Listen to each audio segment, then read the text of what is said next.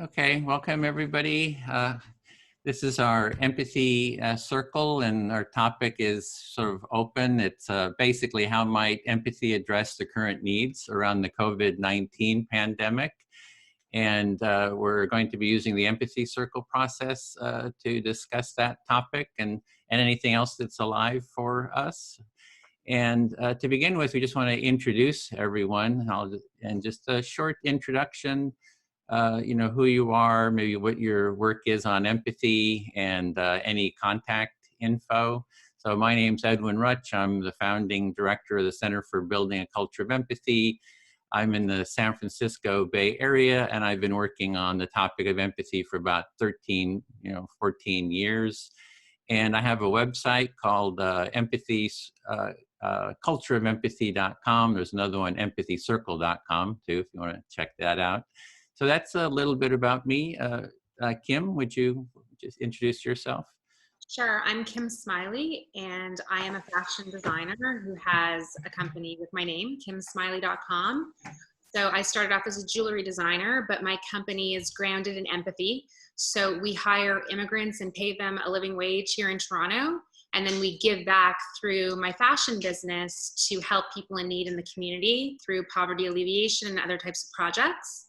And then in 2015, I started a nonprofit called the Empathy Effect, which was a social media experiment, and it took off. And today we're using it as a platform to teach people empathy through something called the Empathy Pledge, and through this pin that I created. So I'm all about marrying fashion with empathy. And we're opening up a flagship store when all of this is behind us, where we will sell fashion by day and teach empathy by night. We've come up with a curriculum for teaching empathy to everyone from 3-year-olds to Fortune 500 CEOs. And any contact info? Absolutely. So I'm in Toronto, born in Montreal, but living in Toronto. And my contact info is kimsmiley.com is my website, where people could find all my different social media handles, but at Kim Smiley is where you can find me on Instagram, which is probably where I'm most active now. Okay, great. Maria?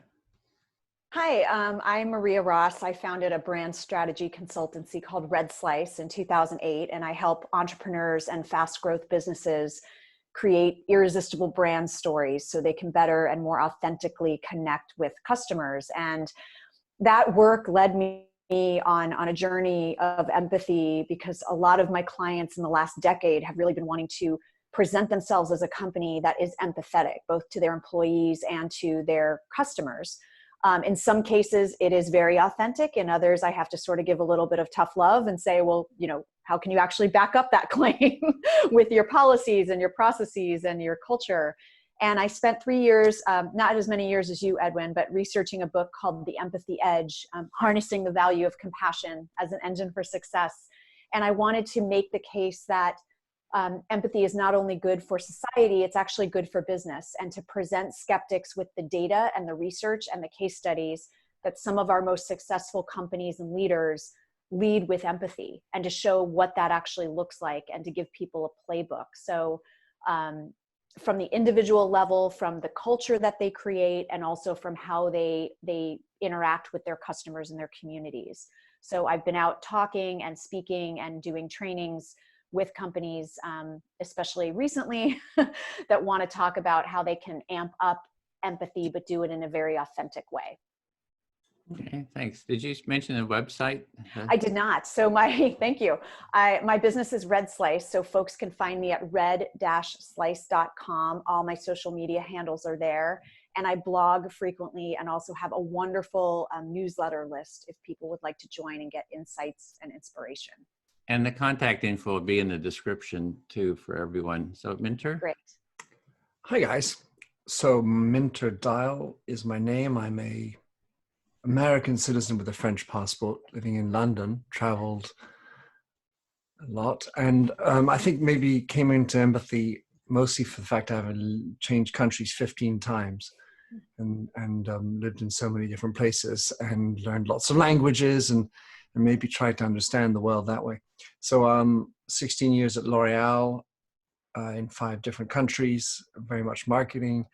Then in 2009, took a on my own and started a career as a speaker, merged or evolved into doing filmmaking and made a documentary film. It's on PBS, and started writing. And so I've published 3 books, the last of which was called Heartificial Empathy. So unlike you, Maria, I wasn't ready with it, but mine's here. had to go find it. And similar to you, Maria, my book is about putting empathy into business, but I also took a whole half of the book to talk about empathy and ethics in artificial intelligence. And I have a new book coming out in October on leadership, whose title is You Lead, Why Being Yourself Makes You a Better Leader. I blog and newsletter and stuff like that. You can find all the details on minterdial.com, my eponymous site, and on Twitter at mdial, also on Instagram, but not quite as regularly as you, Kim. Okay, thanks for those introductions. So I wanted to give a little intro to the Empathy Circle process. For anyone watching, you can go to empathycircle.com, and the instructions for the process we're going to be, Empathy Circle process is there. You can watch some training videos, but in this process, one person is going to select who they speak to, and then you speak, you share a little bit, and then you pause and you let the listener reflect back their understanding. This is active listening, empathic listening process. They reflect back the understanding as the speaker. You check on it. Did they really understand what I said? And if they didn't, you can, repeat it in other words, or if they did understand it, you continue with your sharing. And then you pause again to reflect, the listener will reflect back, and you just keep doing this. We'll have 5-minute speaking turns. You can go up to 5 minutes, but if you have nothing to say, which I kind of doubt in this group, is you can say, I feel fully heard, and that means that your turn is over. And then as a listener, then it becomes your turn to be the speaker, and you select someone to speak to, and that person reflects back in the same way until your time is up or you don't have anything else to say.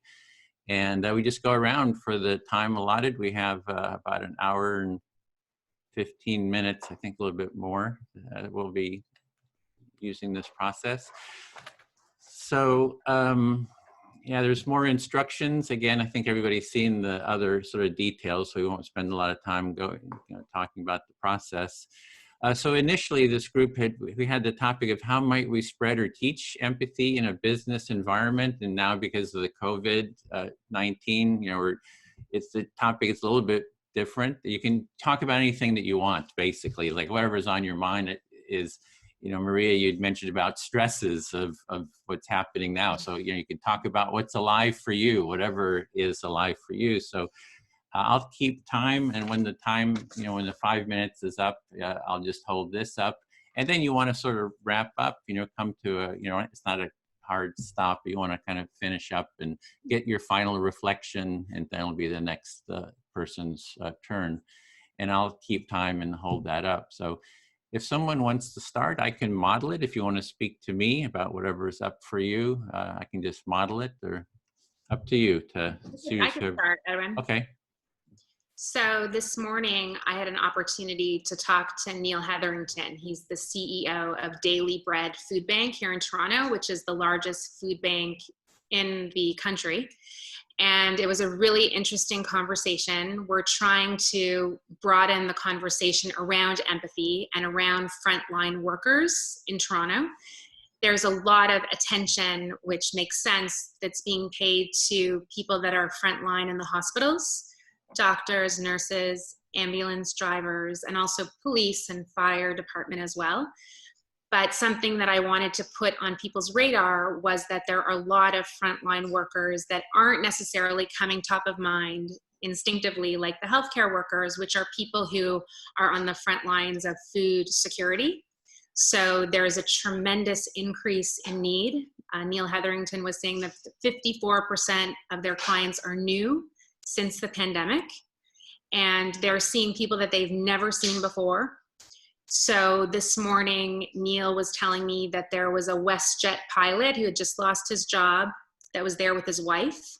And he was talking to me about how they're trying to bring empathy into their service delivery. They always do that, but can I reflect that back? That you can also interrupt just please to reflect back.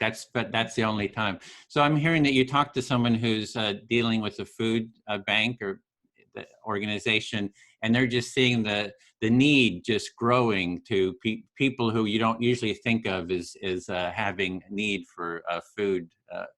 And you're talking about one person who's actually a pilot who's is in need of this support. So the need is really growing. Is kind of the essence. Need is growing, and it's an opportunity for us to really exercise empathy, because empathy, as we know, is all about stepping in other people's shoes. What better way to do that than to become the person in need yourself? I think that we're all so close to being in need always, right? We're one sick parent or one pandemic away from needing the support of the community. When people are more educated or affluent, they don't necessarily get the opportunity to feel what this is like. But I think now more than ever, there is an opening in the world for us to really adopt, the experiences of people that we would have never necessarily had the opportunity to be as close to. Most people don't have to worry about putting food on the table, but Daily Bread and Neil Hetherington has talked about how people are coming that they've never seen. It's a new world right now. So you're really seeing that this is a new world now with the COVID-19, the pandemic, and this is really a time for empathy, for empathy to step into this, to really put ourselves in other people's shoes and to see the need that is there, because these people in these food banks are just seeing the need like they've never seen before. Definitely. And I think a lot of people feel very disconnected, obviously, now, because people are in isolation. People, especially who are single, are not getting any connection if they're staying quarantined. And they were talking as well about how connections are being formed through the food bank. So through the volunteers of the food bank, through corporate citizens that are stepping up, companies in the city that are stepping up where volunteers used to provide services. Volunteers don't feel safe to do it anymore necessarily, so corporations are stepping up to take on that role. So it's creating all these new opportunities for connection and to reflect our interconnectivity. And I think that that's, it's a silver lining in a time that's obviously very, very difficult for many people, where challenges are obviously very large. They loom very large for people, but it's also, there's openings for empathy and for connectivity that I don't think we've seen before, or in the recent future. So you're really seeing that there's a need for connection. People are isolating, and there's a need for people to feel connected, and there's companies and corporations who are stepping into that need and starting to create new ways of connecting and Definitely. supporting people. Is there more? No, I'm good. Okay, you feel fully heard. Thanks. I do. Thank you. I'll speak to Minter. I'm with you. Yeah. I'm just curious, Edwin, are passive listeners allowed to sort of reflect back at all, or no? No, you just keep, Perfect. It's like, it's the speaker. I just loved everything Kim said. So I was like, oh. Yeah, that's part of it. It's like the speaker's turn for full attention of everyone. Yeah. So, yeah. Yeah, no, I wanted to probe deeper, but that's okay. Yeah, when it's your turn, you get to say whatever you want and probe as much as you want. So, okay, I'm speaking to Minter. I don't know, when Kim was speaking, I could just feel sort of this depth of, sort of grief come up. There's a lot of sadness and sort of grief about, just all the suffering that people are, facing now. So as you were listening to Kim, you were feeling a lot of sadness coming through her, but also reflecting the sadness that she's feeling on the street, per se. And I feel it in myself too. Just it's kind of tapping into my own sense of grief and sadness. Just to think of the struggles that people are having in these hospitals, and the fear and anxiety that they are feeling just about their jobs and what's going to happen, and just So this is the feeling of sadness, you're actually feeling it yourself, and it reflects the sadness or the issues and challenges that you're seeing happen in places like hospitals where doctors are on the front line and going through so much travail, and other people, as Kim was mentioning, who lost their jobs and feeling that sadness too. Yeah. And in terms of the isolation, I do think that, practices like we're doing here, the empathy circle is one way for people to connect. You can connect, you can have a space to be heard, about whatever's going on for you, whatever stresses and strains you're feeling. So I see this as one way of contributing is with these empathy circles, and that we've been holding some of these online, kind of open and public on the top, for around the COVID-19, about the pandemic. And we're actually holding one tomorrow, which is an, open one. Everybody here is welcome to attend as well. So what you're saying is that the empathy circles are an interesting opportunity to get the connections that Kim was talking about, this desire for us to connect, and that they are just one tool amongst others, at least, and that it's open to other people should they wish to participate. At least you're doing one tomorrow. Yeah, and we're looking at scaling them up. So we have one tomorrow, and then one Friday, and I'd even thought of like having a 24/7 like empathy cafe where, we have a lot of different facilitators, and here's the space you can go and be able to, you divide into small circles like this, and then you can just share whatever's, going on in your life. So you have a way of connecting with others. So you're contemplating putting in place a 24/7 empathy circle with different people who would participate, and obviously different people moderating, having big ones and then scattering off into smaller ones and coming on, and wherever, if you need to go into sort of more intimate circle, perhaps use a smaller one or stay in the big one, come in and out as you see fit. Yeah, we call it an empathy cafe. So any number of people come, we have maybe 30 people sometimes. And then we have facilitators. And then after a little introduction, we, do breakout rooms, because, 4 or 5 is a good amount, for more intimacy and for more time to share, because everyone gets time to actually, share and to be heard. So that's sort of the structure. We call it an empathy cafe, and then you divide into, small empathy circles. So this 24/7 empathy circle is called an empathy cafe, and you have different facilitators who help organize, obviously, the process that goes into it. And then you can create small ones for more specific topics, because you think 4 to 5 is the right number for the more intimate conversation.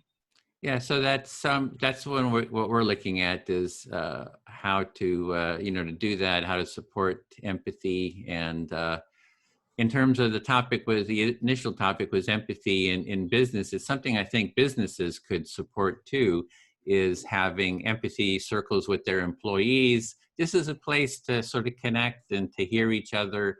Everybody gets time to be heard and, more deeply. And so I do see that this practice is a good practice, could be used in, businesses as well. So the empathy circle itself, as in what we're doing now, it could also, as we had originally planned to talk about it in business, could be a great tool, especially in these times, but in general, as an opportunity for different people in a company to connect and talk about issues that are a little bit more sensitive. Yeah, I feel fully heard. That was my time too. Thanks. You are welcome. Thank you, Edwin. Maria. Naturally. I'm listening. So great. I'm sorry if you guys see me looking down. I'm taking notes because it helps me remember. So yeah, I'm trying to find where my gin and tonic is. This is not a gin and tonic. You don't know what's in this mug. No, just water. I would like to have mine. So in these times, I have had great enjoyment observing how not only I'm close people to me, but how different companies, countries, cultures are looking at and living this experience. And one of the ways the prisms through which I've done it, rather than focus on the virus itself or the pandemic, is to look at a survey, and a fairly simple survey, but I've done it in 3 different languages, and I've sent it out to nearly 1,000 people have filled it in from different parts of the world. And A, it's an opportunity to make people reflect, and B, it's interesting to see how different the answers are per age, sex, country, company. So what I hear you saying is you're actually finding some joy in this process right now, in seeing how different people are reacting and stepping up for each other, and how they are, whether it's a company or a geographic area or a group of people, how they are living through this right now and how they are navigating it. And rather than just focus on the virus, you have put out this survey that goes out. I'm assuming it's a survey on empathy, or survey on how they're feeling. Survey on empathy, yeah. So it's a survey on empathy. And then just getting answers, and seeing all the diverse answers based on where people are coming from. I would say I'm not necessarily extracting joy from it. It's you're finding the joy. That's it. What I'm doing is exploring what's happening, and I use the survey as a stimulus for conversation, and a way to not necessarily distract, but not have as a central component the virus, which is consuming so much of our attention. So I don't want to call it therapy either, but it's my effort to observe what's going on and to think how we can capture something that might last afterwards. I don't believe that we're going to all of a sudden magically turn into wonderful human beings. What I'm interested in is looking at how we can do that. Excuse me. Gaining some data on where we are today during the virus situation. It's going to be interesting for me to reflect on that post this event, which will one day happen.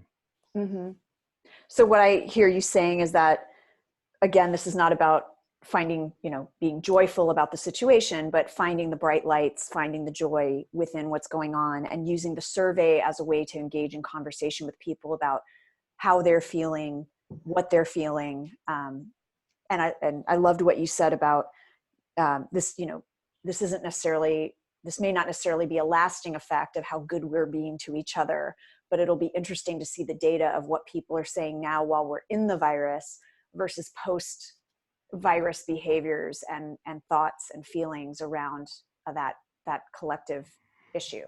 So what I can say to finish is that in the surveys that I've been doing, in roughly 1,000 answers, compared to the surveys that I've done on the exact same questions, what I've observed is that on balance, first of all, like before, like now, the people consider themselves to systematically have an above average level of empathy.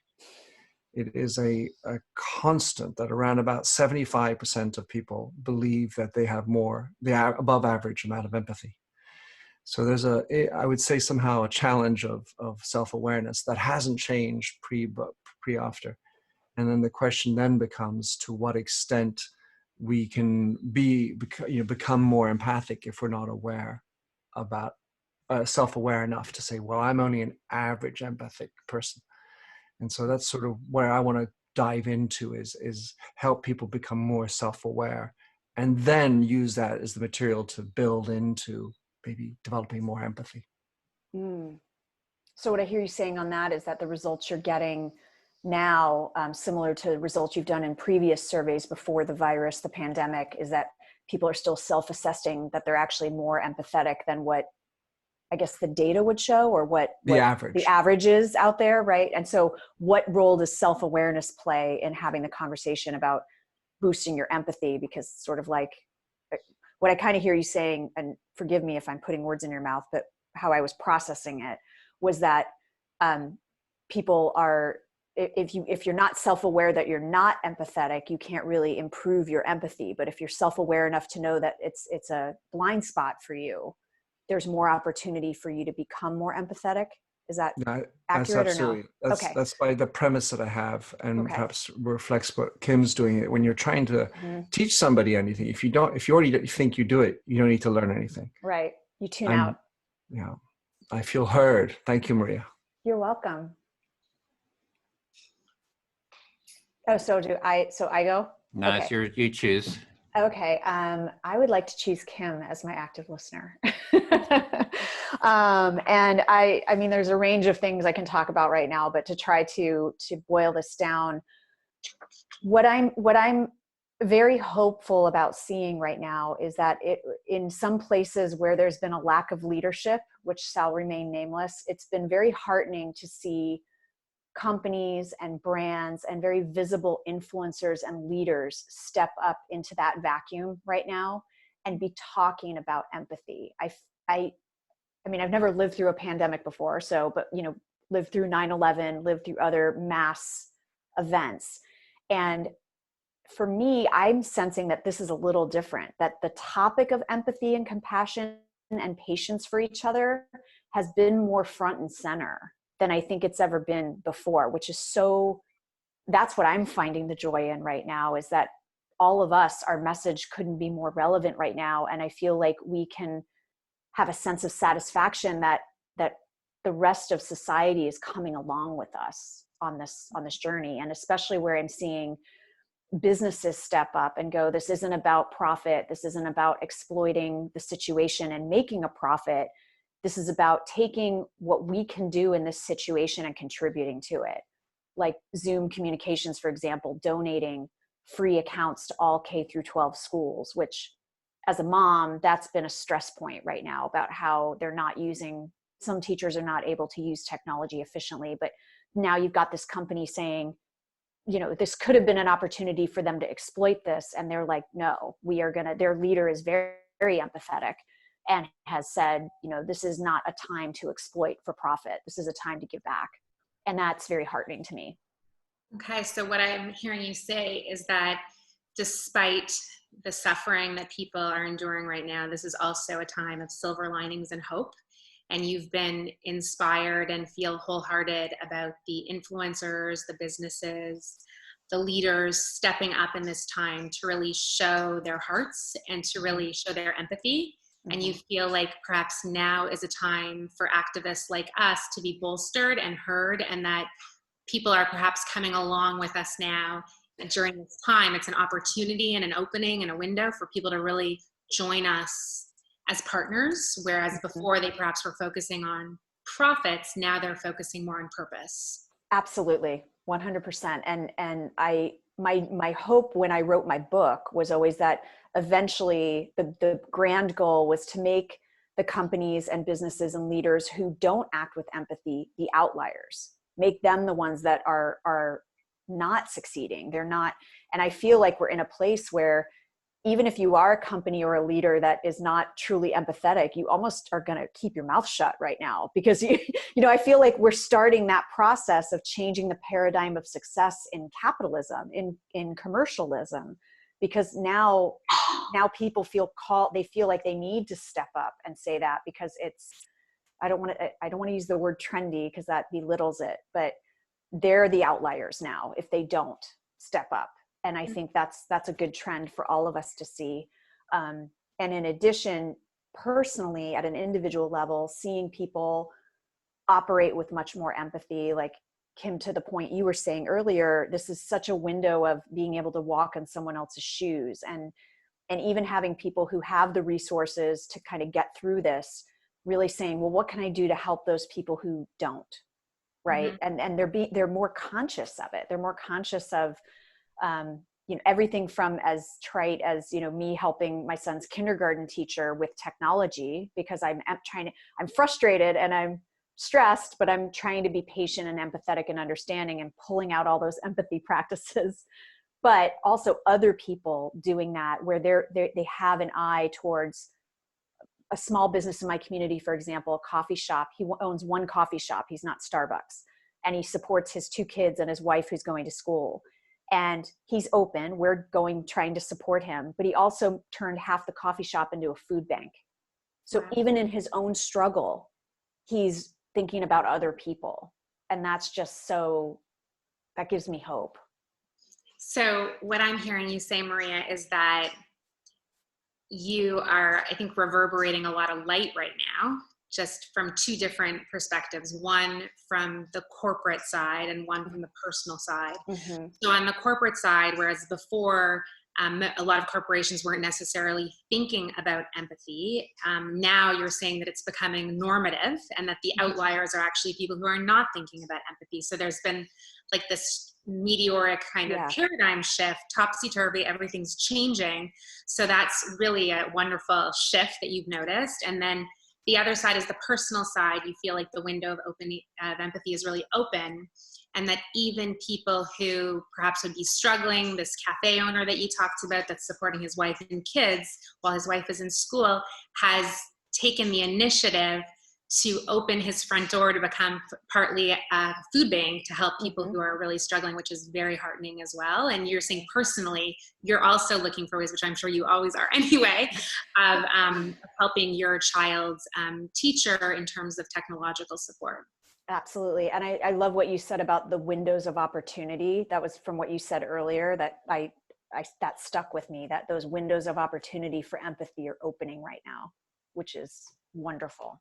Lots of light coming in is what I'm hearing you say. I mean, we want to get through this. We want it to be over. Let's not mince words, but yeah. And like Minter said earlier, I don't know if it will stay, life gets in the way, but I'm hopeful that it will change. It'll transform people to be a little bit better going forward.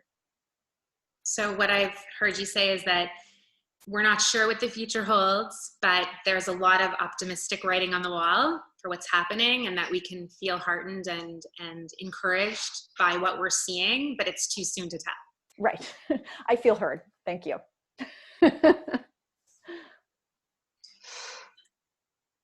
We're back to me again? Back to you, and you can mix it up, choose anyone you want. Okay, so I'm going to choose Minter, because I like your accent. My brother and sister-in-law live in London. It makes me feel a little closer to them. Merci, merci. So she's French too, so that's good. So a French woman living in London. So one of the things that's been on my mind is my husband's a criminal lawyer, and I have a lot of friends that are doctors, and I also have a friend that's a surrogacy lawyer. So I feel like the COVID crisis is bringing a lot of narratives to the forefront that we wouldn't necessarily hear about. And it's a real opportunity for empathy. So I'm just going to give a couple examples of what I mean by that. So my friend who's a surrogacy lawyer has told me that there are certain individuals who have surrogate mothers in Canada who are carrying their children that can't get into Canada right now, and their children are about to be born in Canada, and they're basically shut out of the country because we're not letting people travel back and fro easily, right? People who aren't from here, who are from other countries. So you have this issue of surrogacy. People don't necessarily think about things like that, but just because I'm working with this nonprofit that I founded, I'm hearing these types of stories. So I think that one of the things I'm noticing is that people are lamenting how bored they are. And I understand, like, I'm not criticizing those people for lamenting how bored they feel. But one of the things that's really coming across to me right now is that social distancing is really a luxury. And a lot of people don't have the luxury of social distancing. And this is something that's really coming up for me right now, just especially with my conversation this morning with someone who's dealing with people who are struggling with real poverty, as people who, the social distancing from their future children. My husband, a criminal lawyer, cannot see his clients who are innocent in jail right now until proven guilty, who the courts have been shut here until June. So there's people who are sitting in jails right now who have not been proven guilty, who cannot get trials. These are the types of things that I'm thinking of. These are opportunities, again, for us to really get outside of our own heads, because we're often very inside our heads. Let you listen and reflect back. Thank you. So you are married to a criminal lawyer, and outside of the doctors and the surrogate lawyers that you have, you're hearing all sorts of different stories come up that usually aren't necessarily front page stuff, or at least they are not suggesting necessarily front page, but you're hearing many more narratives and stories that are coming up that generally don't get much attention. And so there seems to be within that, well, for the frustration of people who have surrogate parents or mothers who they can't get to, and because of the new situation, you can ban on travel. And then there's there's opportunities for empathy. And then there are many people who actually, with regard to social distancing, can't even practice it because they're maybe in jail with a whole lot of other people who aren't 6 feet away, I suppose is what that was meaning. But there are people who are in such poverty anyway, who can't do it. And so how are they feeling? And there's an opportunity to present empathy or have empathy for those type of situations, thanks to the fact they're now coming up as news story or stories. Yes, I feel, yeah, that's exactly right. That's what I'm saying. I feel heard. I just think that we're living in such a connected time in history, technologically, but I think that people feel extremely disconnected in many ways, right, in our world. And right now, I think is an opportunity to reconnect. But I think that ultimately what I'm feeling is that we're not in charge here. And that I'm a spiritual person. I don't know if the other guests here are spiritual or connected in that way, but I think one of the reckonings that I'm having is that God or the universe or whatever you want to call it has basically unplugged the world, and we need to stop now, and we need to take stock of ourselves and our world in a really, really different way. So you're saying that this is something special or a big moment is happening, and that you and we are not in control of it. That for being a spiritual person, not sure whether we are or not, you feel that there's a sort of a higher message coming down to us, and that I suppose the message is that we need to stop doing the way we are and take another type of awareness and operate in a different way if we listen Yes. properly to this message. I think it's an opening, like it's an opening for us existentially to really, I guess, reboot our psyches in a way and reboot the way that we think about things and each other. I think one of the things that I've observed is that if you look on the Facebook or you look on Instagram and you look at the proliferation of the selfie, in 2013, selfie was the most popular word in the English language.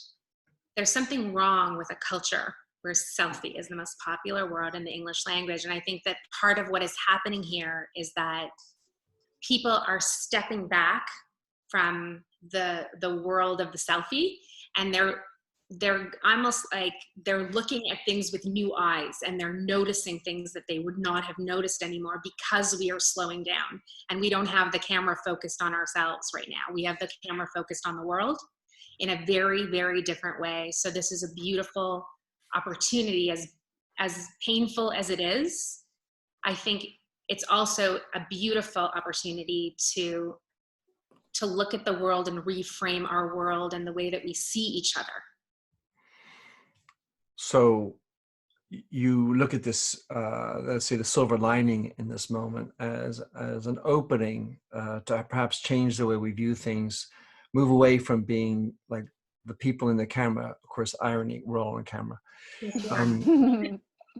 To move away from that selfie culture, the word of the selfie, which was the most popular word in the English language 5 years ago, and 2015 or 2013. 13, yeah. 13, 7 years ago, and maybe open our eyes, looking at us and looking out there, because there's only one other topic right now, and it's an opportunity to reconfigure our perspective. I feel heard. Thank you. Splendid, Kim. So I am going to hit you, Edwin. Okay, listening. So in the observations that I've been making, I feel like there has been a vacuum in our society, and that is exposed by the fact that there's basically 95% of all social media postings and news really only relates to one topic. And that vacuum that existed prior to the situation has now caused a lot of confusion.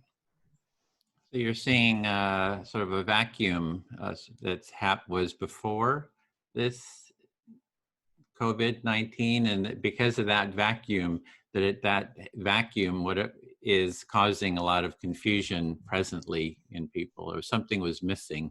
You know, the way I observe this is that we have, I would say, appropriated the topic at such a global level and attributed such importance to it, when the fact is right now we're still only talking about 30,000 deaths, and each death is a misery. But it strikes me that something underneath us, maybe it's the selfie culture that Kim was talking about, something before this that has really pushed the mirror into our faces, because there's nothing else. There's COVID and me. And who is me? What do I stand for? And how useful is that selfie, that Prada dress, that big title I have? How really important is that in the grand scheme of things? And I feel that rushing out to buy toilet paper is about as good an image to the inanity that existed before. Mm-hmm. So you're seeing there was you're calling it an inanity, sort of a selfishness, a self-centeredness, sort of a vacuum of some kind of a deeper value. It was more selfie, self-centered, and then it kind of carried over to everybody rushing out, not everybody, but people rushing out to get toilet paper is sort of a symbol of that being carried over. And sounds like you're wanting to address this vacuum, these deeper values that are something is missing. And I feel that with acts, we might have seen many lovely ones. I've been observing also the less lovely ones.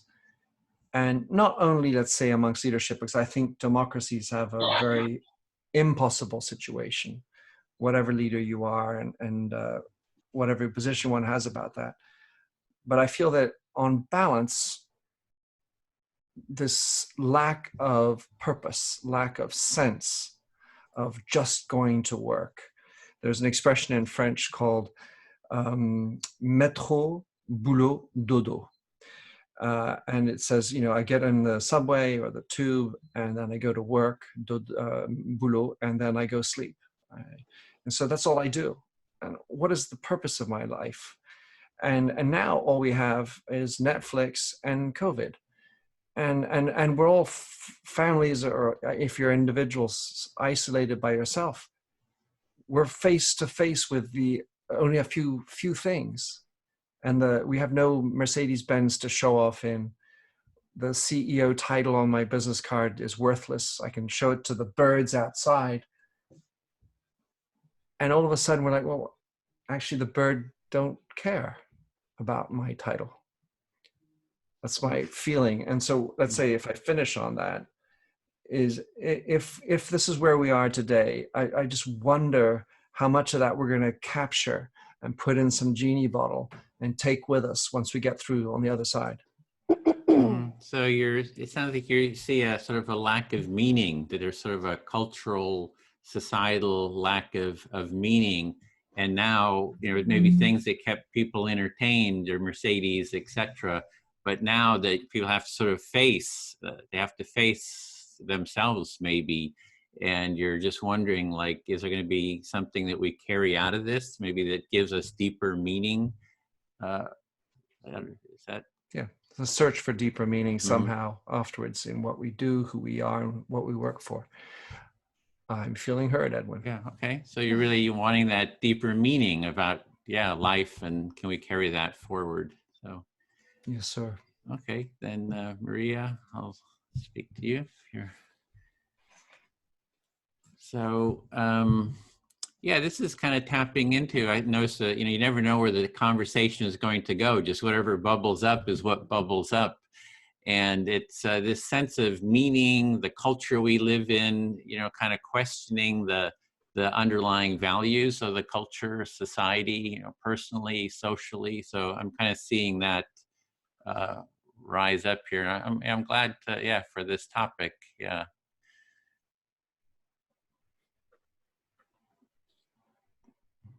So what I hear you saying is that you're kind of fascinated with where this conversation has gone, and that we're really talking about the context of a deeper global sense of meaning and sense of purpose, and questioning of what our underlying values are that this crisis has caused.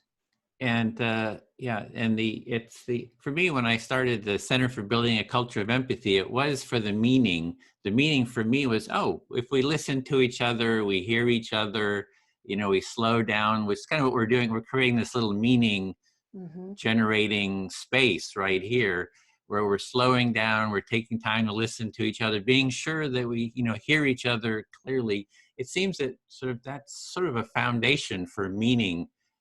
You know, it kind of grows out of that space of just kind of listening to each other. So what I hear you saying on that is that this circle that we're doing right here is a little microcosm of an experiment of how we can create that space and slow down and truly listen to each other during this time. Yeah. And beyond, hopefully. Exactly. Yeah. So it's kind of like for me, it was like, yeah, we need a whole culture of that, right? There's bigger issues. It's like the different sides, the different politicians, that they slow down and listen to each other, right? It's like, so my vision that I've been working towards has been, you know, we've got this empathy tent. I've been kind of organizing, doing a lot of stuff with activists, that we would eventually take the empathy tent, set it up in front of the Capitol Mall, and we demand that the Republicans and Democrats have empathy circles, exactly what we're doing here, with each other, to slow down and listen to each other. Now with the, you know, we can't get together, but that was sort of the idea. It's like, that's part of it. It's like that we are willing to use sort of an activism to say this needs to be done, and we're going to be here to, you know, just have you. We don't know what the answer is, but we accept that it's just about people slowing down, sort of dialoguing with each other empathically and hearing each other empathically. Right. So what I heard you say there is that being able to slow down and listen is the whole intent of these empathy circles. And your goal with this, your vision for this has always been to create a culture around slowing down and listening. And your big dream is to park that tent in front of the Capitol building from a political standpoint. But, and I love what you said about, you know, you've used activism to try to create this space, and not necessarily go in with a prescribed answer, but just that your whole job as an activist is to create this space and not know what the outcomes of those conversations or the slowing down and listening will be. There's sort of like no agenda there. It's just you're trying to create the environment. Yeah, but the environment is the agenda, in a sense, right? It's like, and we do this. I was mentioning to Kim earlier, we had the empathy tent. We went to Los Angeles, and there was an impeach Trump rally.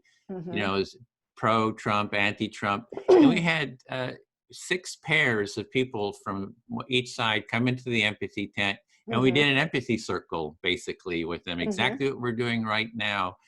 And at the end of each of them, the parties gave hugs to each other, and they agreed to do empathy circles online afterwards. So I know it works, but you gotta have the context, and you don't know what's going to emerge from the context, but it's the context of this empathic dialogue that I think things grow out of. Right.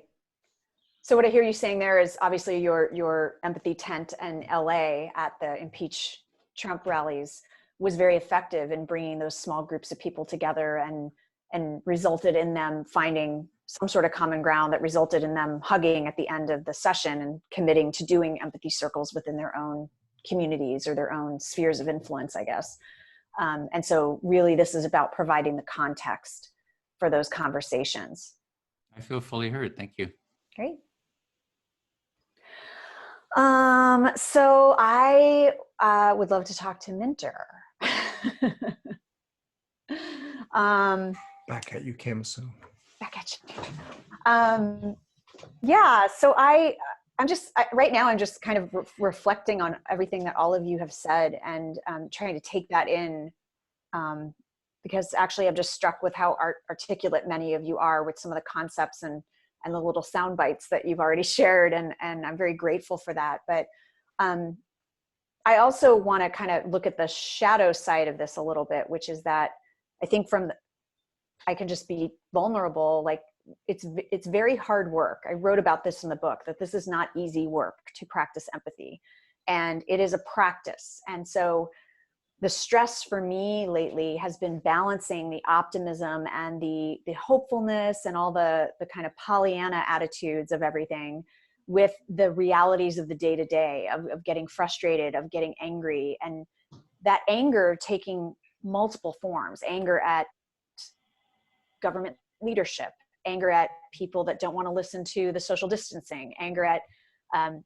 the fact that we're not doing enough for our frontline workers, whether they're healthcare workers or grocery delivery people, and anger at the fact that something we can't control, which is that this is happening, right? And so the longer it goes on, the more smaller businesses are going to go out of business. People are going to lose their jobs. Companies are talking about layoffs. And I think also just having that empathy for yourself, of holding space between that optimism and that anger and frustration, is a challenge. And it's like meta empathy, right? And then having the empathy for other people that are going through the same thing right now, and just really trying to navigate that is, I think, is very challenging for people right now. And so whether you're in the business environment and you're making tough choices about who you need to lay off or how you need to cut costs so that the company can survive and sort of the rest of the people can still stay intact, those are really hard conversations to be having, while people are also dealing with seeing all this beauty and optimism around them, but also dealing with trying to homeschool their children. Like there's a matrix of emotions right now for people, and it'll be interesting to see how we personally navigate that and how others navigate it. And, as this goes on, will the empathy wear thin? So you have, Maria, appreciated what you've heard so far, and you're digesting that. Yet, would you like to bring up the other side of things? And specifically, while projecting the positive spirit and the optimistic side, you've also been experiencing frustrations and issues and anger, whether it's about the politics and the politicians, or the selfish observations or behaviors of people who aren't social distancing. Mm-hmm. And that angers you because that is contributing to a lot, continuing the problem, which is having significant impacts, for example, on economics and, mm-hmm. and certain business runners. And then what I felt what you're saying, Maria, is that sort of internal struggle. Mm-hmm. So by being the outside, the light that Kim was talking about, the sort of the positive person, and then this mm-hmm. anger over here, and then how am I supposed to juggle both of those, mm-hmm. and have some empathy for myself, mm-hmm. to recognize these emotions and also be able to be the person you want to be despite all the chaos. Mm-hmm. Absolutely. And I think appreciating that struggle for other people right now is going to be important, because as I wrote in the book, one of the first steps of strengthening your own empathy muscle is to practice presence and sort of be there for other people, and be able to sort of get out of your own way and get the gunk out of your head of your own insecurities, fears, anger, whatever, so that you can adopt someone else's point of view. And there is that little bit of worry in me that as this goes on, with all the worries and the stress and the anger that piles up for everyone, will we continue to be as empathetic as we're being right now? Sort of what I see as the onset of this, right? I don't know that we're even halfway through this right now.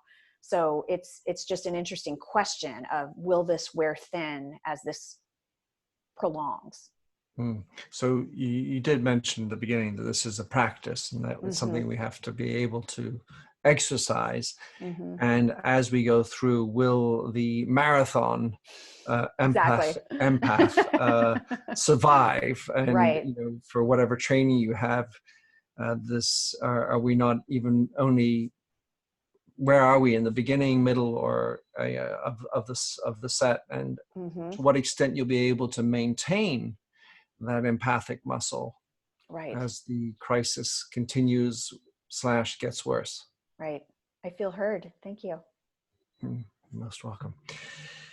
So in the realm of things Who that are you I've speaking observed, to? oh, good one, Kim. Sorry, I mentioned that earlier. I forgot to reinstate. So thank you, Edwin. Yes, I wonder about the lasting effect. In the other areas of observation I have had, to the extent, Maria, you talked about being present, is our relationship with time. And I've previously talked about our search for purpose and sense, as Edwin eloquently talked about this notion of meaning, and I love that idea. I feel like we're having to be present in time in a different way, and I see many people feeling discombobulated with their relationship with time. So what I'm hearing you say, Minter, is that you are noticing a few different things. Number one, if there will be a lasting effect to what is happening here. Time is being reconceptualized and reimagined in the space that we're in. And our search for purpose and meaning is also necessitating a reimagination. And so people are becoming very confused and discombobulated in terms of where they fit into the matrix, to use Maria's word, of time, purpose, and meaning, and how that all relates to each other in a moment where the world is almost standing still. Exactly. And reflecting on Maria's use of the word being present, it made me jump into this notion of our timelessness. And as time seems to have stopped, as far as activities is concerned, maybe people will struggle to be present because we're in this amorphous moment where I have seen people still saying they don't have time. And I can understand a mother of 6 never has time. But some of the people who are saying this are unmarried people without kids, I mean. And how is it that they don't have time? So pardon me, do you want to finish that thought? No, that's good. So what I'm hearing you say is that time is almost being used as an excuse.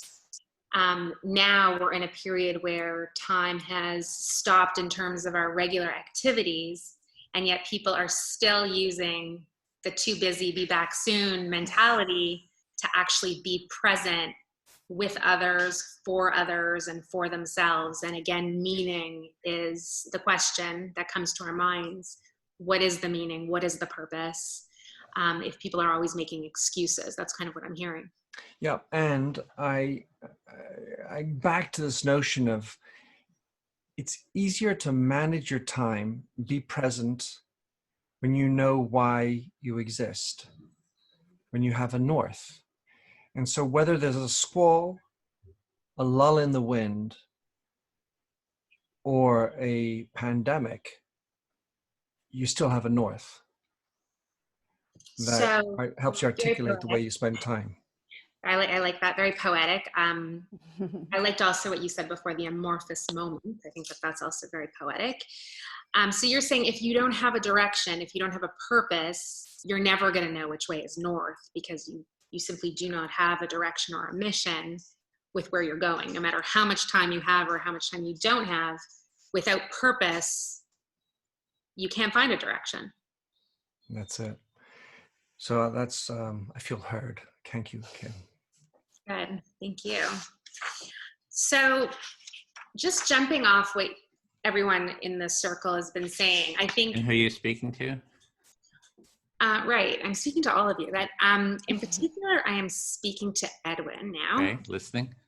So I guess this is a time where we can really think about our purpose and meditate on it, because there is tranquility, there is stillness. I have 2 children under 3, so life is busy in a different way now, just because I'm balancing a lot as everyone else is too, but I'm finding physically there's more demands on me, just because physically it's a 3-year-old and a 1-year-old. There's a lot of running around going on. And so I feel like purpose is kind of coming to the forefront of the pandemic for me. Like, what is our purpose collectively and individually? And for me, what this brings up, and this is something that I try to do through my other business, my beauty business, is, and something that I'm asking people to do is, and it's interesting because I have this antique mirror that I always wear. So it's a mirror, right? And so it's an opportunity to hold the mirror, I think, up to ourselves to see what our purpose is, but it's also an opportunity to hold the mirror up to others, for them to look into it, to say, what is my purpose? And I think that the way we derive purpose is we look at what our gifts are that we were born with, because everyone has been born with unique gifts and talents. Everyone has gifts. And I think now is an opportunity for us to really meditate upon those gifts and see how those gifts can be harnessed for the greater good. So you're talking about purpose. It's maybe now is the time to really look at what our purpose is. And you're seeing that part of purpose is to hold up a mirror to yourself and hold up a mirror to others, to sort of see ourselves and see each other. And then also to look into ourselves and see what are the gifts that we've been given, and then to use those gifts as sort of a foundation or a part of our purpose. Exactly. And I feel that every one of us is very, very beautiful in some way. Some people have been blessed with physical objective beauty. Some people have been blessed with incredible hearts. Some people have been blessed with the gift of listening or the gift of healing. Everyone has a gift. And so I think now is really an opportunity to really kind of excavate what your gift is, and to then take that gift and just run with it. Because we don't get often, just in our world, it's so busy. Like you were saying, Minter, there's so much happening. There's so much noise. Social media has created so much confusion because there's so much happening all the time. Fox News tells you one narrative, CNN tells you another. It's hard to know what's happening. It's hard to know right from wrong. So now I've been turning off the television. I try not to watch the news and just get the highlights, and try to be as still as I can for certain parts of the day, to the extent that I can, and to really think about, how can I be of service in this moment, not just for my family, but for the world. How can I harness what I have to be of service for the world? Mm-hmm. So part of finding that purpose and meaning is to see what gifts you have, and then to take those gifts and use those to contribute to the world. And now is the time to do that, because you shut off the TV, shut off all this confusion that we had previously, because now it's pretty real. Like, this is real. This is like, and this is a space now and a time now to sort of focus on identifying that and seeing how you can contribute with your gifts. Yes, and I think that there's a lot of cracks right now. Like if we look to poetry, the poetry of Rumi, or we look to the poetry of Leonard Cohen, the crack is where the light comes in, and we're living in a time that's highly fractured and broken. There's a lot that's broken right now in the world, but I think the light is shining through, and we're catching glimmers of the light. And so I think it's a really key moment in time, just picking up on what Minter was saying, that these periods don't come along very often. And as scary as it is, and unnerving as it is, and unsettling as it is, because obviously ontologically it's not very comfortable this moment for any of us. And just if you're an empath, which I sense the group is, there you all are empaths, I go to sleep being very uncomfortable, just because there is so much pain in the air, and there is a lot of angst in the air. So keeping mindful of the angst that's out there and the suffering, and being attentive to it and present with it. I still believe, like just referencing everything everyone has said in this group, and what you've said, especially Maria, about the dichotomy between the light and the darkness of this moment. Can we seize the day here and just use it as a way to create something new that will be lasting? Again, to get in touch and to anchor on to what Minter was saying, rather than something transitory, but can we create something lasting in terms of our life's purpose and our collective purpose at this moment? So personally, and maybe collectively, this is a time of, great fear, great anxiety. And it's like, to be present with that and see where the light comes through, where the new is sort of emerging, the cracks, or we're reevaluating everything, and there's cracks where the light can come through. And can we, build on looking for that light, and build on that, and have something new that's more solid and not transitory. Yes. That was the time too. So, and so, yeah, Alva haven't spoken to you, so I'll speak back to you, Kim. Yeah, so this all ties in with sort of the felt experience I've had in terms of, with what's happening is, I kind of feel like, well, what do I do now? It's like, where do I put my energies? Where's the most effective, I can, what do I do? So I do have that sense where I was kind of hearing it. There's all this anxiety, there's all this stress, what can I do that's effective? And yeah, so that's sort of the space I've been in emotionally. So what I'm hearing you say is that there's external turmoil, and the question is, internally, how do I cope with that, and how do I contribute, and how do I get outside myself to deal with that? Yeah, and how am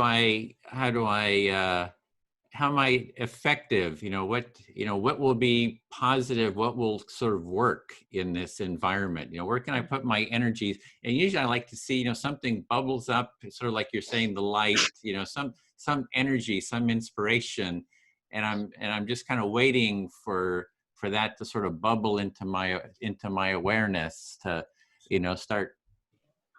Yeah, and that's sort of what I'm waiting for is sort of a clear sort of light, I guess you could say, a clear insight of what to do.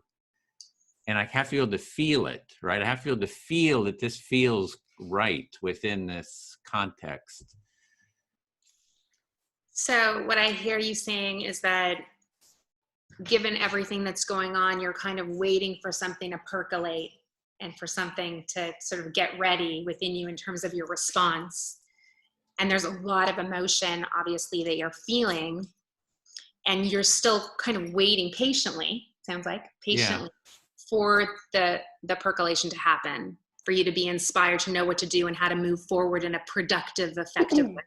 Yeah, and I do feel that the empathy circle that we're doing is a sort of a productive space, because, speaking to what Maria is saying about, feeling anger or fear, and in those words, discombobulation, confusion, right? There's all these different feelings that are coming up. And what we're doing here in an empathy circle is a space to share those, share the anger, share the discombobulation, share the confusion, share the fear. And it's just the sharing and hearing it and seeing it reflected, having that mirror that you're talking about, Kim. I think that's how it sort of grows out of the next direction, kind of grows out of that sharing, that empathic sharing. I mean, that's what, for me, empathy is about, is sharing those feelings and seeing what grows out. So I feel like what I'm hearing you say is that this is it's a time when there's lots happening in the world, but that this is a response. This circle that we've created, this is a productive and effective response to what's happening. But there is a lot of discombobulation happening as well. And we need to wait and be patient. Yeah. And other things will come up and arise as this situation and experience kind of unfolds. And we need to share that discombobulation. Hey, I feel discombobulated, and have it be heard by others, right? And then that's the empathy. Someone empathizes with your my discombobulation or fear or anxiety or, whatever. It's just being heard creates that sense of connection. And then it seems like naturally something new sort of emerges out of that. So what I think I'm hearing is that you're saying that through vulnerability and honesty and just showing up in a real way and not a curated way, as many of us do, I think, in social media, that will kind of allow us to have a breakthrough to get to where we need to go and where we need to be in our direction, maybe in our purpose in all of this. Yeah, and I see that as the essence of the empathy. We're talking about empathy. We're all empathy activists here trying to spread an empathic way of being in the culture. And it's about hearing, it's just pretty much about hearing each other, being here for each other. And, it's mutual. It's not like, hey, I'm going to go meditate, on my own, cut myself off from everyone. It's like, hey, no, I'm going to get together and listen and interact and communicate and share. It's like my mother always used to say, sorrows shared or sorrows halved, joys shared or joys doubled, right? It's like Yes. That's what kind of happens. It doesn't solve everything, but it sort of it cuts down on the anxiety just to have that anxiety shared with others. So really, despite the fact that many of us are isolated and alone, this sharing and this forum is really an opportunity for us to create bridges and really to stay more connected. And the vulnerability is an opportunity for us to really become more cognizant and empathetic and alive and more maybe hopeful. Yeah, I feel heard. Thank you. So I am going to go back to Maria. So Maria, right before this all happened, it was on March the 8th, my maid of honor at my wedding, her fiance passed away unexpectedly. Within, it was less than 24 hours. He became ill and he passed away, and he was an archaeologist. His name was Mackenzie Lewis, and he was the love of my girlfriend's life. And she has a little girl, and he became like a father to this little girl. And one of the things that I've been thinking a lot about when I think about Mackenzie, Mac, people call him Mac, is, as a classics professor and as an archaeologist, one of the things that he did was he excavated. And every summer he'd go to Florence, or a city just outside Florence, to excavate. So one of the metaphors that I've been using to talk about what's happening now is that we almost have to adopt a archaeological mentality right now.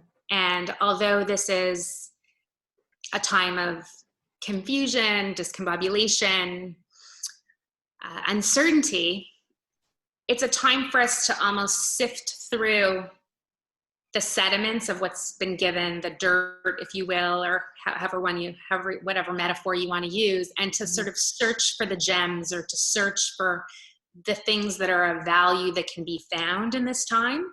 So I'm trying to use Mac Lewis, and I really loved him, and I'm trying to use his memory as a way for us to adopt the mindset and the heart set of the archaeologist as we sojourn through this very uncertain, this territory of the unknown, because that's what archaeologists do. Right. They go through places that are completely unknown and foreign, and they find the beauty and the artifacts and the things to make meaning, right? Mm-hmm. Of society and culture. You okay? Mm-hmm. I am. Yes, sorry. So what I hear you saying, which I'm so sorry about the loss of your friend, by the way, is that your maid of honor spouse, Mackenzie Lewis, passed away very suddenly before all this madness kind of hit. And as an archaeologist, it was his job to excavate and find meaning and find the gems within the soil. And so you're very struck by that metaphor right now of how we all need to adopt an archaeological mindset and heart set, which I love what you said there, as we navigate this unfamiliar time where we need to sift through the dirt, sift through the sediment, and find not only the treasures and the gems, but just like you said, the things that matter, finding the meaning of, what came to mind as you were talking was an archaeologist finds an urn, and there's meaning behind that urn of what that family did for a living and what, so finding that meaning within the rubble right now is super important. I love that. That is very beautifully articulated about the archaeological mindset. Thank you. He was an amazing guy. He would have been great for this empathy circle. He had lots of ads, the empathy circle. One of the things his mom wrote about, his mom is a docent in Minneapolis. Her name is Mary Lewis. Mm-hmm. And one of the things she wrote is she wrote a tribute to Mac. She called him Mackenzie. She wrote a tribute to him on her Facebook. And she ended it off by saying, Vanitas. He was a classics professor too. And, life is short.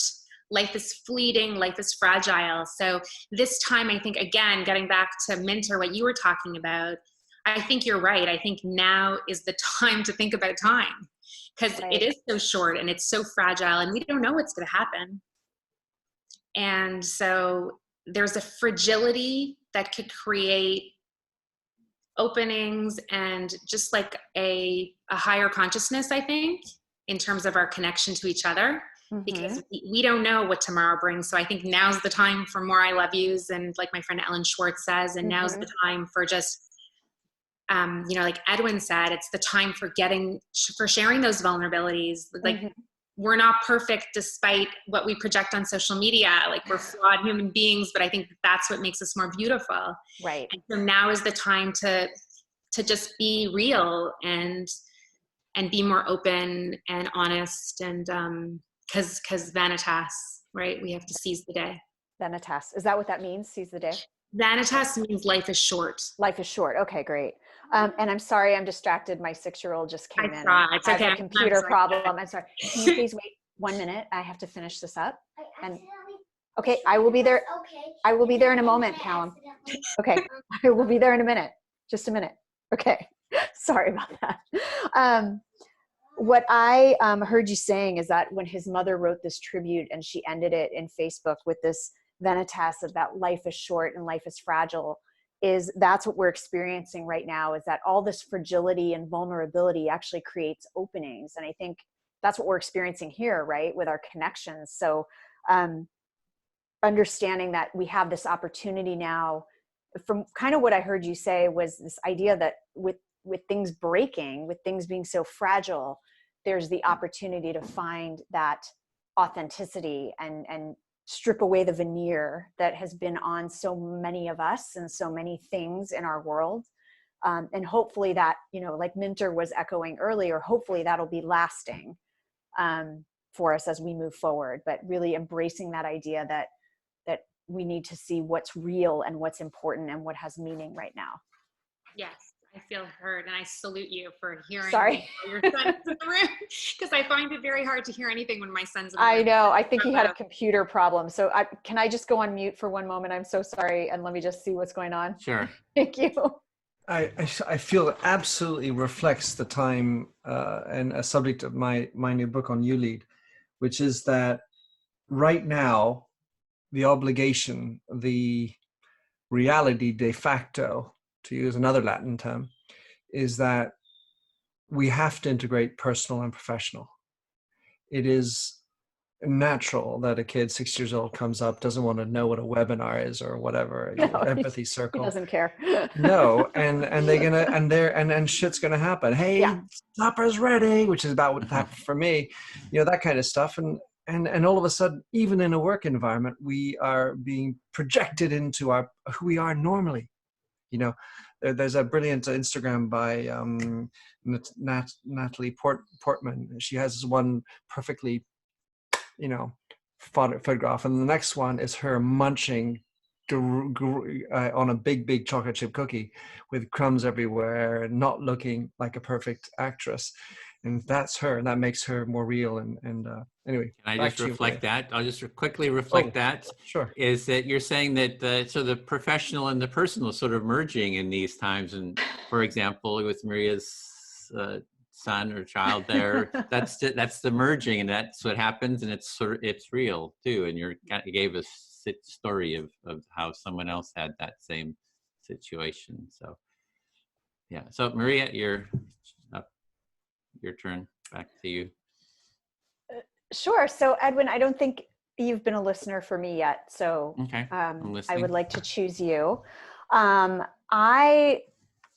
just really struck by how much I appreciate everything everyone's saying and all the gold that's coming out in all this. And I think this is a good thread to go off of, because this is what things have been like. And Kim can relate to this, and other parents as well. I'm not sure, if you guys have kids or not, but this idea, I think this is where the time strappedness comes from, of like, now there's two jobs to be done. There's work and there's teaching and there's lessons, and much of the other job for a lot of folks at home right now is a little bit out of their control, because it depends on what their teachers are providing and what they're doing, and how do you structure this in a way where you can still get your meetings done and not have your kid just stuck in front of a TV for hours on end, right? Or stuck in front of a screen. And so I think that's the push-pull that we're feeling right now with a lot of people. And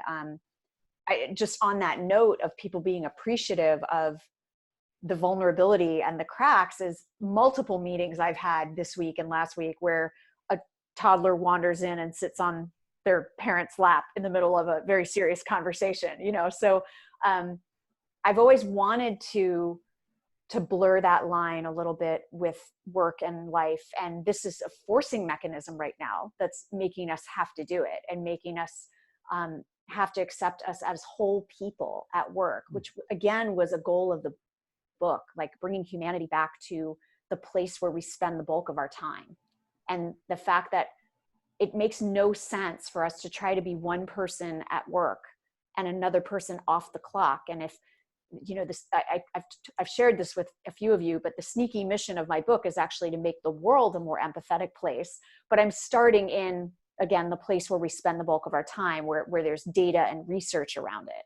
Because my it's not even a hope, I know this will happen because I've seen it, is that when you start to adopt these behaviors in a work environment, for whatever reason, whatever selfish motive gets you there, you're of course going to be practicing empathy. And so you can't help but be transformed from the outside in. And so that will impact when you go off the clock. That will impact when you close the laptop. And so this idea of bringing our humanity to work is huge. And, I would never have asked for this horrible thing to happen to be the forcing mechanism for this, but I think that's what's happening, is we are having to blur the lines. People do have to work from home that have never worked from home before. You get a peek into their home office or their bedroom or their kids or wherever they've had to set up shop right now. And it's making us blur those lines between the person we are at work, the person we actually are, and trying to help us get closer alignment on those two things. So in your book, in your work, you've been advocating for sort of bringing the work and your daily life more in together, so they're not like such stark different identities, and the current situation of sort of making that happen, because you're having these meetings, the children are coming into people's, laps, Mm-hmm. and it's just sort of happening, and sort of Mm-hmm. it's something that you've actually been advocating for, and there's a certain authenticity and realness to that, and Mm-hmm. maybe it would actually help businesses to do that, because it'll Right. make people more real in who they are. Right, because I believe that context of even your personal life is important for empathy, because if you understand the context of where someone's coming from and the environment in which they're operating right now, you can be more empathetic. So as an example, if you're dealing with a difficult coworker or a difficult client, if you open your mind a little bit to see like what's actually going on for them, maybe they're being difficult because they're taking care of an aging parent, or maybe they're being difficult because this project, their career is riding on this project, for example, their livelihood. So being able to get to know each other personally, while, you have to keep within the bounds of what's acceptable in the workplace and legal restraints and all that, it's going to benefit us going forward, because we can break down that facade and that barrier. What Kim was talking about is like strip it away, and then you're just left as you and who you are and how you operate in your real life. And so again, that difficult coworker, well, you might actually see they're a really loving father at home now. And so that might change the dynamic of your relationship and how you interact with each other. Yeah, so you want it sounds like a space where people can be more authentic, be more who they are, because then that nurtures empathy. If you can really see who a person is, what their background is, instead of them seeing them as a difficult person, you'll see, oh, they're really dealing with difficult challenges, and you understand that, and you have much more understanding. And so it's really how to nurture that authenticity, which is going to support actually a more empathic society or workspace. Yeah. And I've actually been very anti this whole thing as a brand strategist, this whole authentic brand thing, because I think people pursue trying to be authentic, right? And like, oh, if I, not to rail on Natalie Portman, because I love her, but was that a calculated move to show herself eating a cookie to show I'm authentic, or was she authentically capturing who she is? So there's always that mindset. I see Kim kind of giggling about that. I think that has also been bastardized as a term, at least from a marketing perspective, of, oh, if I let it all hang out, like I will purposely let it all hang out, because then people will think I'm authentic. I think what we're dealing with now is that we're catching people unaware, and it's not even about a calculated intention to be authentic. I didn't, time my kid to come in and do that. But I think that's happening for people all over, at least, knowledge workers that are able to do Zoom and do remote working and things like that. So that would be something nice to see, of like, can we all stop talking about like pursuing authenticity and just actually be authentic? And authentic is whatever is real for you. It's not actually a thing to be. Yeah, so not making authenticity a thing to be, but just being authentic. It becomes a sort of an image or a thing, instead of just really connecting authentically. And exactly. So you have some concerns about how it's being used as a thing out there, as an image or something. At least before this all happened. I'm hoping that this will change that a little bit. Yeah, now it's more real. Yeah, exactly. Yeah. Okay, I'll speak to Minter. I feel heard. Thank you. Come on. Yeah, that's interesting about the authenticity, because I've noticed there's sort of a hierarchy of authenticity that can happen. Like, oh, that person is real, and it's like, then there's sort of a looking down at people who are not real. It's sort of like a hierarchy of realness that. And it's in the arts, I see it, and oh, they're really real, and I've always had a problem with that, more so, So, and I'm going to talk about why. Next, so you feel that there's when we talk about being authentic or being real, there's sometimes a scale as to how real is real, and who's to say what is real. And you have a problem with the notion of that scale and who's the arbiter. Yeah. So the way I see it is that empathy is the solution to that. Is you just you hear empathically everyone wherever they are.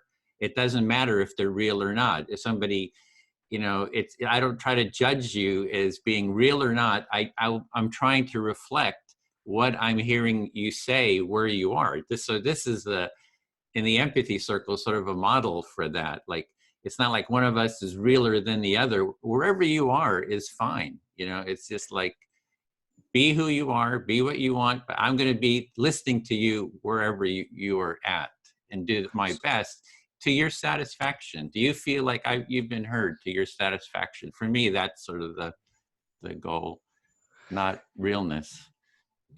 Right.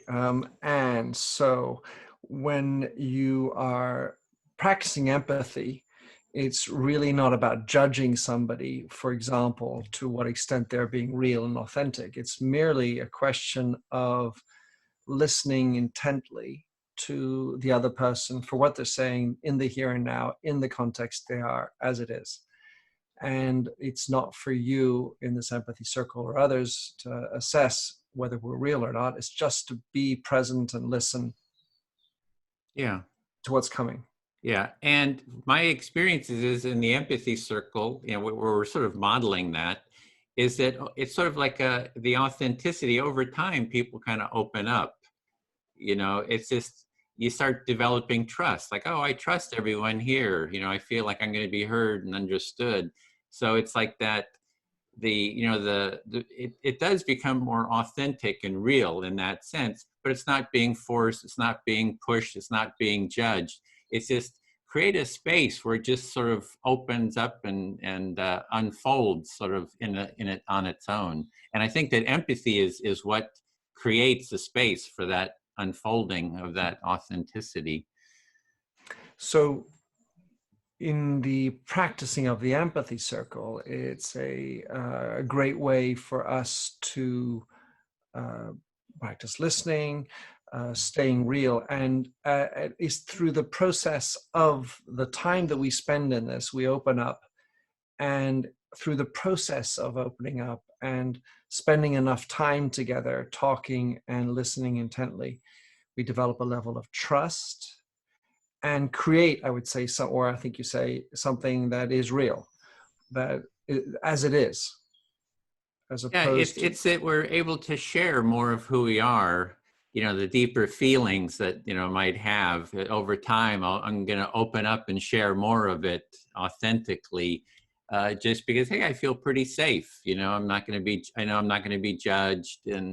And so so that's that empathy sort of, I'm being heard wherever I am. I can be judgmental, like when we do the empathy circles between the left and right or whatever. I say whatever you want. There's no political correctness. Be judgmental, but, do whatever you want.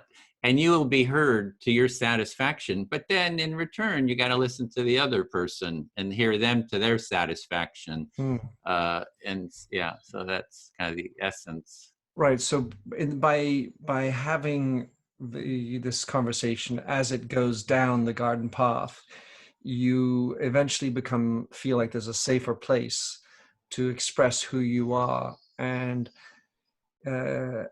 say that the empathy circle, you can be judgmental within an empathy circle. So I can judge you, and as long as it's understood that in the judgment expressed, I'm going to have you reflect back what I'm saying. And then it can be your turn to judge me back. And that is the way that the empathy circle works. But by dint of the fact that it's over an extended period of time, you might end up with a greater sense of realness anyway, and better understanding and maybe trust.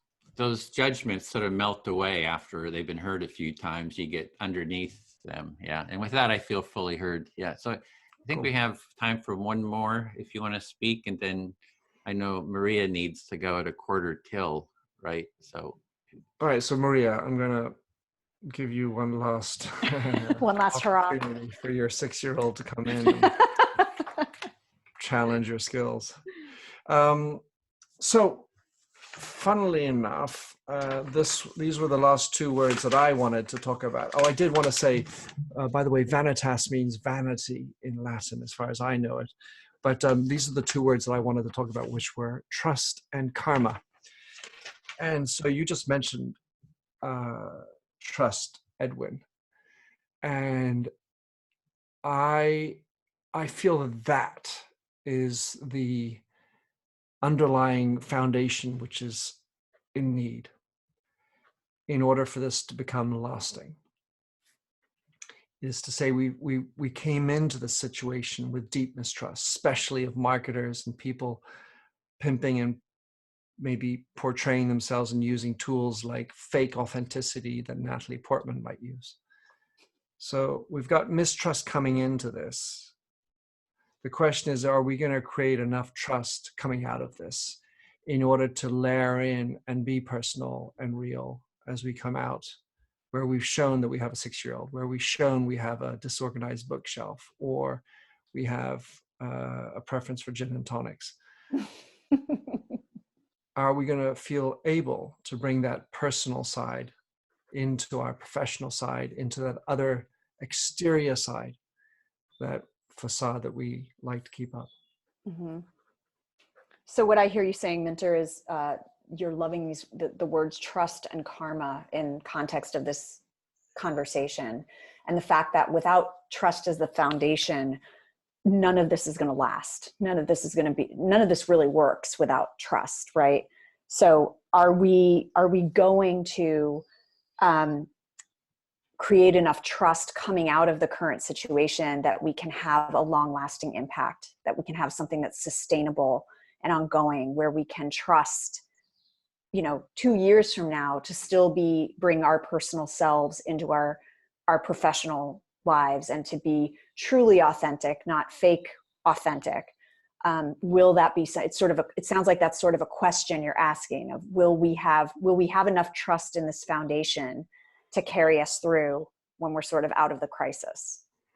Is that what you're saying? Okay. Exactly. And it's sort of percolating thoughts. It came out of from Edwin and Kim's points, that we have an opportunity here.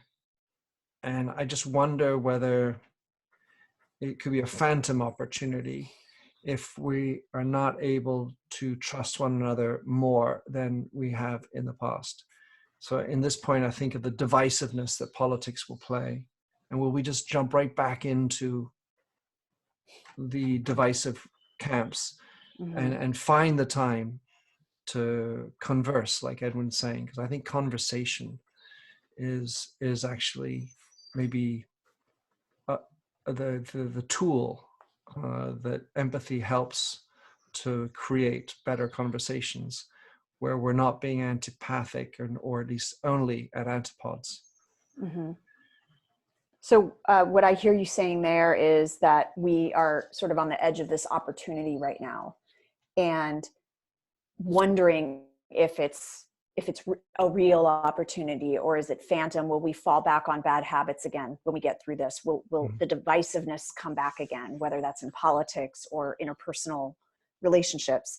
And will we, when life returns to normal, will we still find the time to have these conversations, to have these reflections, to really be able to continue to use conversation as a tool to enhance empathy as we go forward? Yeah. I really like the I think you mentioned, Maria, of bringing our humanity to work. Mm-hmm. The step we're in right now is we're bringing our home to work. Mm-hmm. Or of course we're bringing work to home, but it feels like we're bringing our home to work. And the question is, can we convert that from home to humanity to work? Mm-hmm. I love that. Yeah, we are. You're saying we're bringing our home into work right now, and will we be able to translate that into, again, when things go back to normal and we all go back to offices again and what have you, will we continue to be able to bring that humanity back into our work and in our day-to-day lives? It's a mistake of English, but home and humanity seem to resonate. Mm-hmm. And I was thinking of Kim's archaeologist friend, there's an expression that Proust said, which is the sign, well, he said it in French, les signes sont dans les signes. And what that means is the signs are in the swans. But the sign is the same word expressed, it's spelled differently. So the signs are in the swans. And so I like to look at the signs, the signals of what were happening. And I love the idea of latching onto a meaningful way you did with your archaeology, Kim, before. So you really appreciate the way Kim brought in that metaphor of this being a time of finding an archaeological mindset, so that we can find the signs, we can find the meaning in what happens now, and in what is happening now, so that we can carry that forward into the future. And I'm just going to finish with this karmic thought, which is, I think the kind of expression or the magic that can happen if we can make it all happen. In other words, we listen more, we converse more, we're open to listen to strangers, our loved ones, our work people, and we're able to give without expecting in return. And maybe it's spiritual, it's light, as Kim was saying before.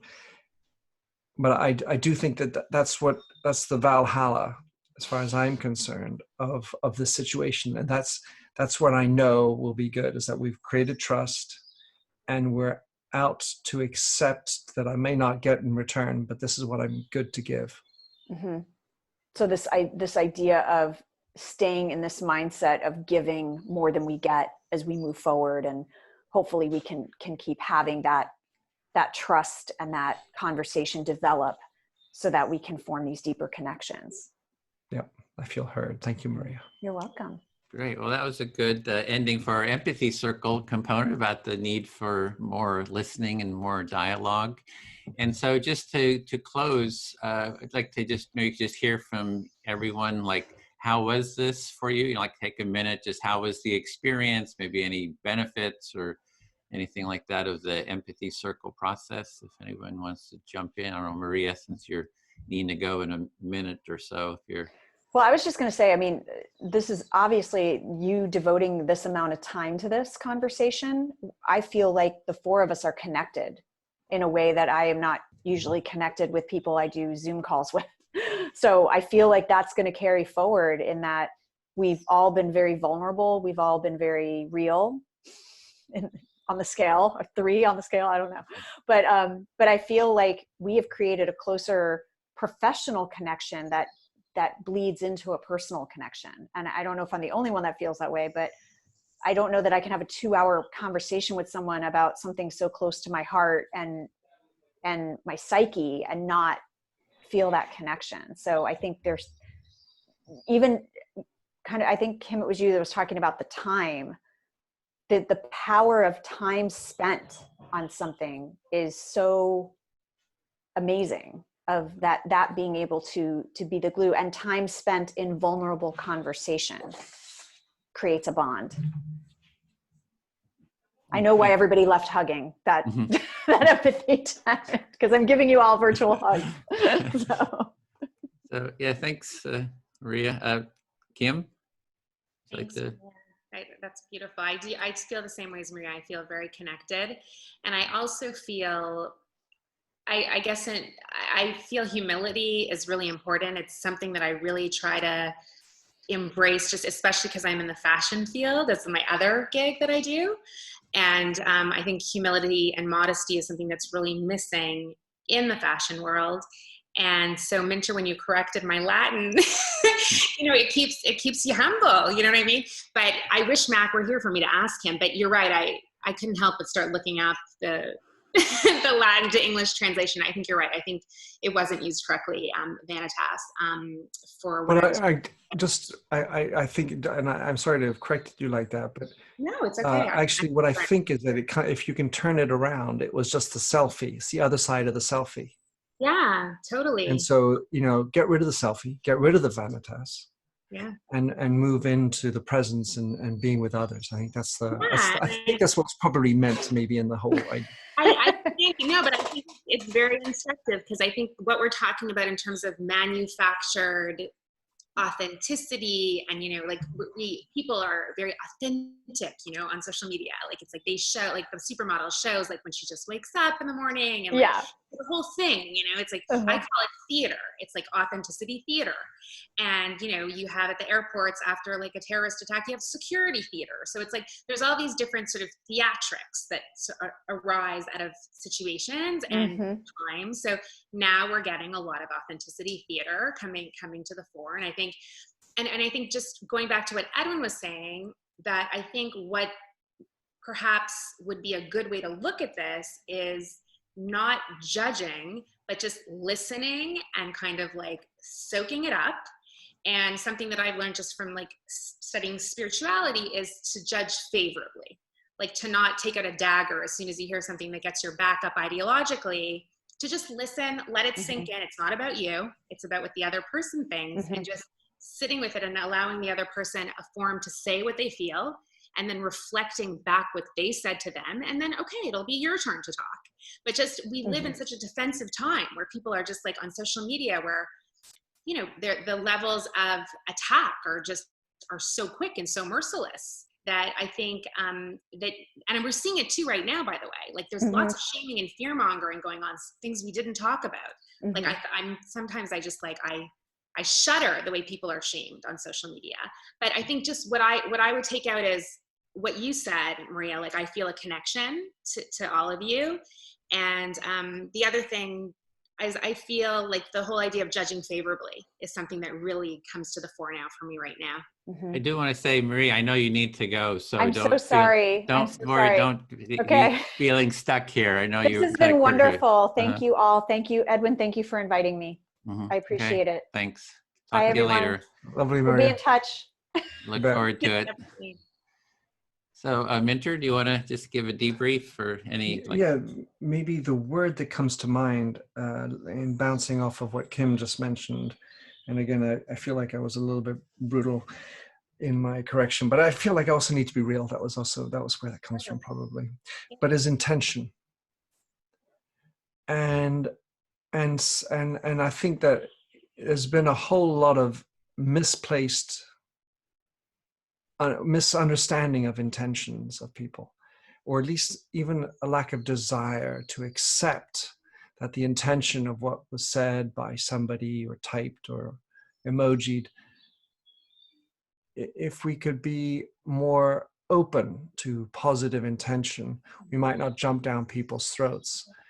And I have a story from a friend 2 nights or last night. He's in San Francisco, and he sent me a message at 1 a.m. his time, and he said something, and I said, oh shoot, I wasn't very sensitive to him, so I apologized. And then he wrote back, well, wait, you don't have to apologize, Mentor. His name is Jake. You don't have to apologize. I know you're like that. You didn't mean anything badly. But I see why you thought that I might have, my expression. So all of a sudden he's exposing his understanding of how I might have misinterpreted. And so we were just being considerate at that time. And of course we've been friends for 30 years and it wasn't that big a deal, but still you need to be attentive to these things. Anyway, so the word intention feels for me like my final word, that bring more intentionality to what we do and be open to positive intentions on the other side. Okay, and thanks. So, and just for a wrap up of the empathy circle process itself, I've done like hundreds, thousands of these circles, and for me, I'm so grateful for everyone taking part in it, and for the feeling of connection. And I really think if we could spread this, around the world. It's a simple first step process. It's not the whole empathy thing, but it's something that's very accessible. You can do it in your family, with your friends. You can do it with politicians. You can do it in, any number of contexts and situations. So my goal is for everyone on the planet to learn how to take part in an empathy circle and just be able to facilitate it on your own. And, so trying to spread that practice. I pretty much believe, from my own personal experience, I always feel a sense of connection afterwards, feel a connection with everyone here. I enjoy just hearing all the different stories and the insights and the richness what everyone shared. So it really is very enriching and fulfilling to me. So with that, yeah, thank you so much. And this will be online in, several days. I'll post it and email everyone. And I hope we can continue too, let's bring some other empathy experts, activists together to, create more of these circles and kind of get the word out and share our lives with others. So Great thanks. job, Edwin. Thank you. Thanks for having me, Edwin.